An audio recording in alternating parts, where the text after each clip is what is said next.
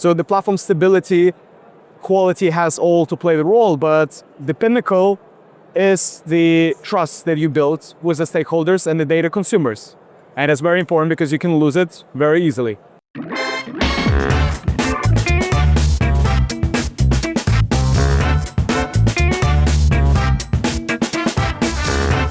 Artur, welcome and great to have you on the podcast. Thank you very much for being here. I'm very excited to talk about the data and the data culture podcast. Artur, you're with the Urban Sports Club, so maybe not everyone is familiar with your business model. Maybe you can give us a rough overview also what data you have. Yes, absolutely. So Urban Sports Club is an interesting setup. It's a three-sided marketplace. We offer one flexible memberships for our users, and they can work out in different sports locations. So it's not only one particular type of sports, but it could be anything from going to your gym, your yoga, martial arts studio, whatnot. So that gives the flexibility. And the three-sided marketplace, why I mentioned that, because we have from one side the consumers, we call them members. We have the partners who are our studios, who is basically the supply part of the business.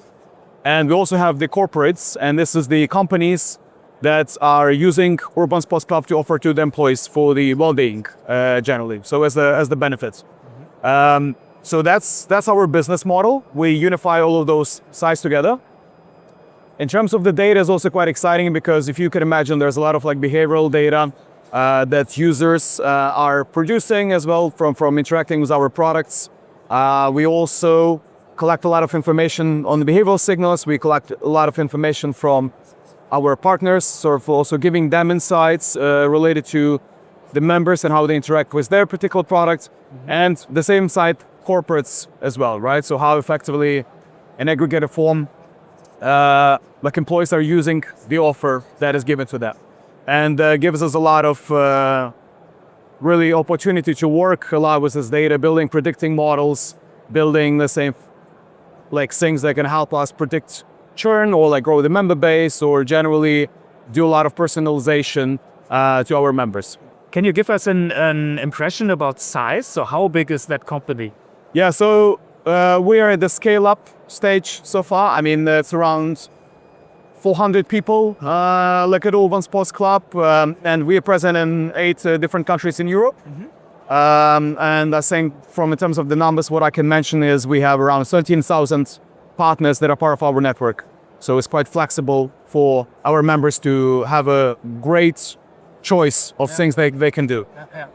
And out of those 400, how many are involved with data, AI, analytics? Oh, that's a good point. I wish it would be more, of course. I mean, our tech department is not that huge. I mean, there still is some good percentage. I mean, around like 80 people, 85 people, I think. And from the data and AI perspective, there are maybe 20 individuals who work with data on a day-to-day basis. So yeah, I think they're quite efficient, like in terms of the size and like the output that they produce. Yeah. And I know you do a lot in AI. Maybe you could give us an overview there as well. Maybe the strategy also, but also the AI initiatives you're running. Yes. So we've been also talking recently how we can increase more adoption of AI. And I think that's also been the problem for a lot of companies, hitting the wall to move from the POC purgatory towards like what is actually productionalized. And we face the same problem, so we're definitely not alone in this. I can say what we tried and what didn't work and what actually worked in the end.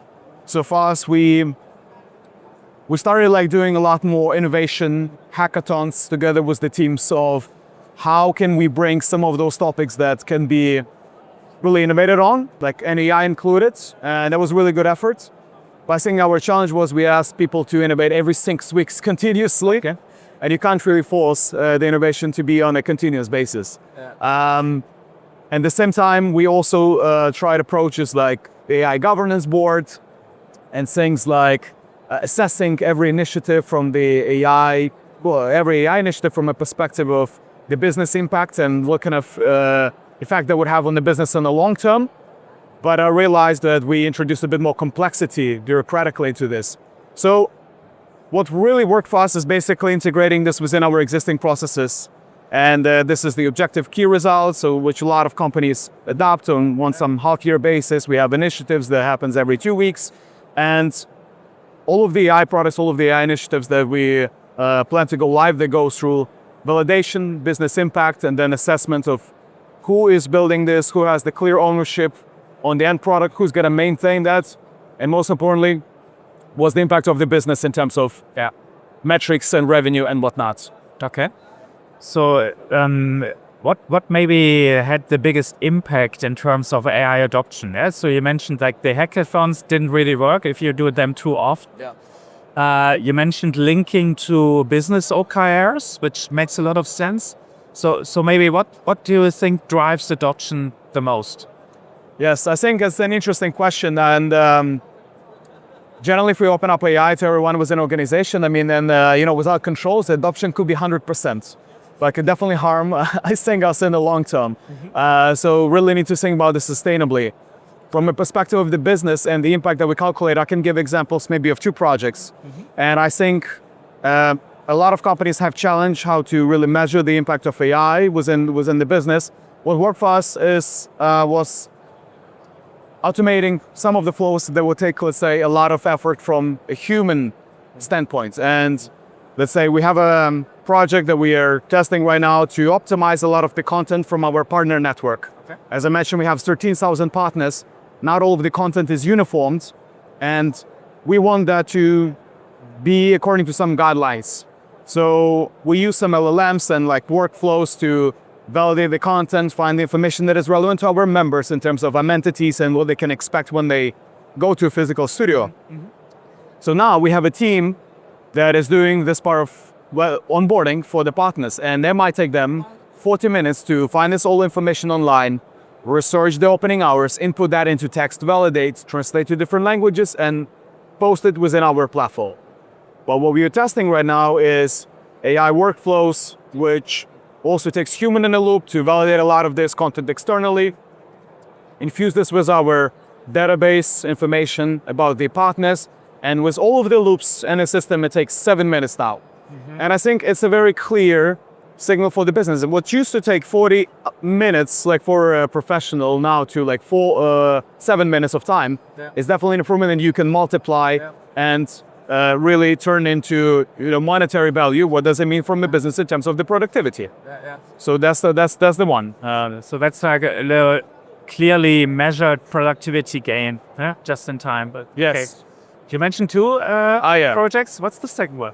Well, the second one is something I'm proud of that the team was able to build, is the recommendation engine system. We took a course within our product strategy for personalization.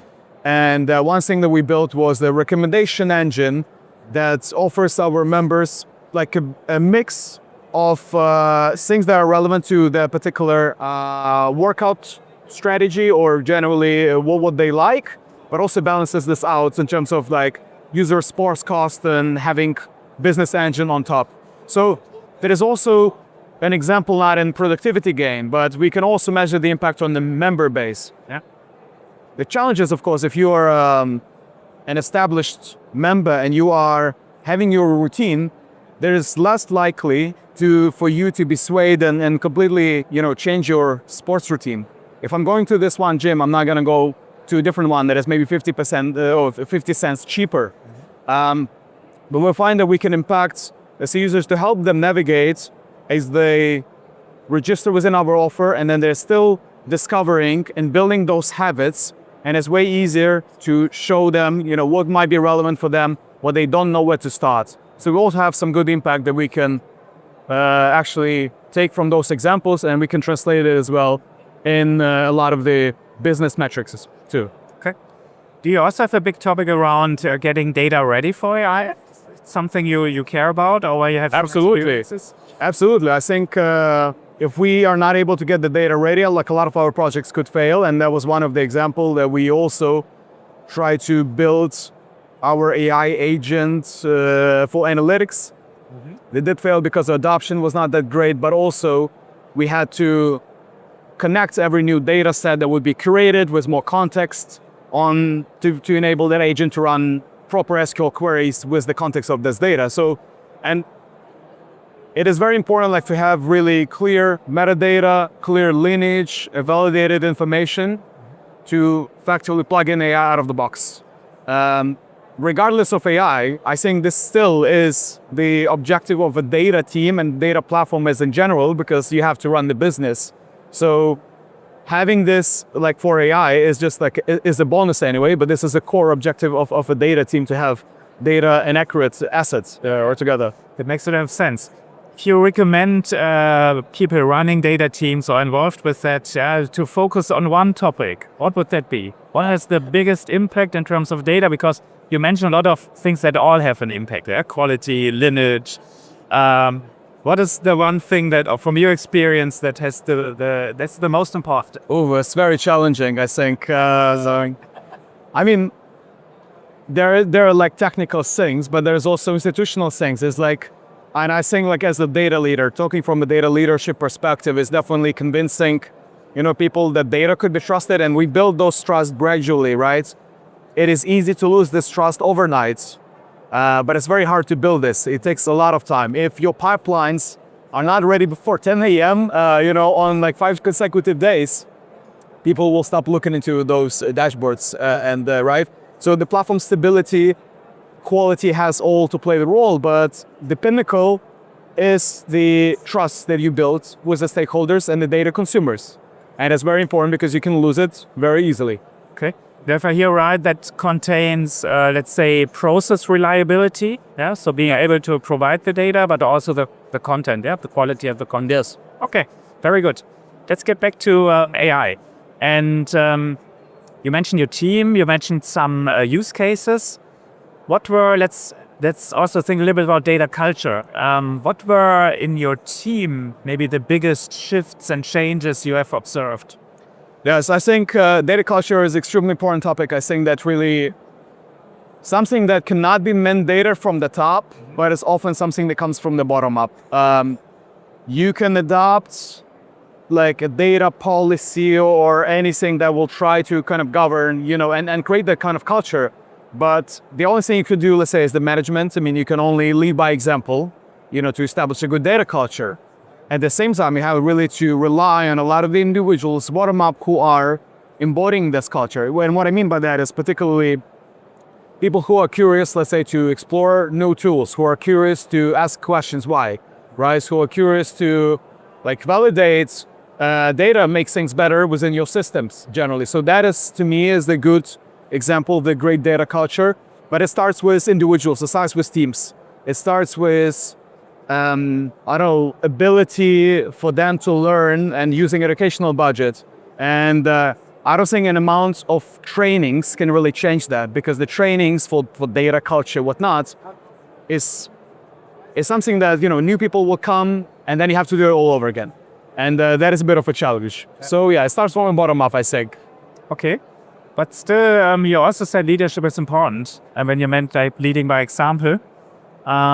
So how does that go together? You say it's bottom up, it's important, I agree. You said you cannot mandate it, I also agree. Yes. But still leadership is important. So how can leaders encourage or influence the data culture? Yes, I think, maybe one example is like I always like to bring like new technology and tooling like to discuss to my team and sort of say, let's have, Friday off meetings and then we just do a huddle and we bring like new exciting use cases and we try to fix things that did not work, right? And then we use this time exclusively for the focus time. There's no meetings. It's just for like, okay, there's one meeting that we discuss like what we can do better. But ultimately, this is like an open discussion. There's a new thing that we can explore, right? What can we apply for our setup? What can we apply for our architecture? And as a leader, I feel this is necessary for me to show this example and then kind of come up with something new that is existing, right? Yeah. As a leader, I think my goal is also to encourage individuals and support them, right? So yeah, that's the only thing we can do so far. Very good. You mentioned education. So how do you see the skill sets changing now with AI, agentic AI coming into play? I see a couple of trends. For sure, a lot of talk is coming about changing or modifying the titles as well a bit. So now we're not talking about the software engineer, we're talking about AI engineer, AI architect, AI product manager, right? Also for the data teams, ultimately, writing code is easier for sure. That is true. At the same time, we need to cultivate like ownership and quality, like within the software engineering as the whole, right? So there's one thing to write AI generated code, but it's important to make sure this is production ready and compliant and security oriented first. Security as a mindset, right? So be able to deploy that. So I think even more so important than now for the, let's say, data engineers, data professionals, to be rigorous and really to account themselves for high quality standards when it comes about the code. That is also, a lot of that is AI generated right now, right? So yeah, that is mostly what changes within AI in that space, I think. Okay.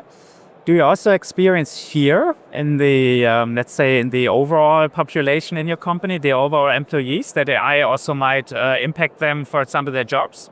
I think it's a legitimate fear, right? If there are also recent news coming from other companies that I'm not going to name here, but in some of US-based companies that are letting people go because of this particular reasons, right? Yeah. And I think, well, in Germany we have a good also protection from employees, and we need to set this up from the start to mention, right, that like no amount of like any new automated, let's say, workflows or use of AI should be people out of work, right?